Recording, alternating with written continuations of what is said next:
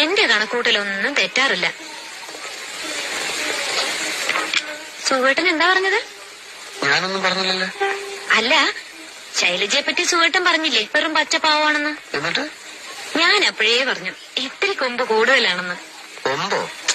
മേനി പറിച്ചില്ലേ? അല്ല, അവളെ കുറ്റം പറഞ്ഞിട്ടും കാര്യമില്ല. മോഹനം കുറെ നാൾ പുറകെ നടന്നല്ലേ, പിന്നെ അതിന്റെ ഒരു അഹങ്കാരമൊക്കെ കാണാതിരിക്കൂ. ഏയ്, ആ കുട്ടിക്ക് അങ്ങനെയൊന്നും ഇല്ലെന്നേ. സുഖേട്ടാ, ഒരു പെണ്ണിനെ മനസ്സിലാക്കാൻ വേറൊരു പെണ്ണിനെ കഴിയൂ.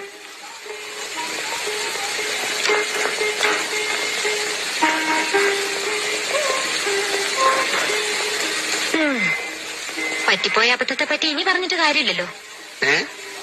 സുഖേട്ടന്റെ ഓഫീസിലെ എഞ്ചിനീയറുടെ ഭാര്യയ്ക്ക് ഇതേ ടൈപ്പ് മാലയുണ്ടെന്ന് പറഞ്ഞപ്പോ ഞാൻ അങ്ങ് വീണുപോയി. ഇതേ വെറും ഓൾഡ് ഫാഷനാ. കല്യാണത്തിന്റെ അന്ന് നോക്കിയപ്പോ എന്റെ കഴുത്തിൽ മാത്രമല്ലേ ഈ പഴഞ്ചൻ മാല.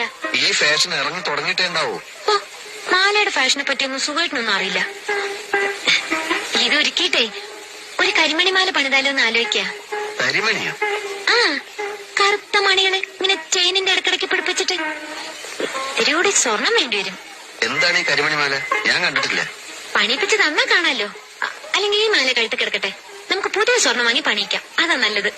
ഇനിയിപ്പോ പ്രീതിയുടെ കല്യാണത്തിനാവട്ടെ. അയ്യോ, അതുവരെ കാത്തിരിക്കാൻ ക്ഷമയില്ല. നീ ഭക്ഷണം എടുത്തു നോക്ക്, എനിക്ക് വിശന്നിട്ട് വയ്യ. ഇത്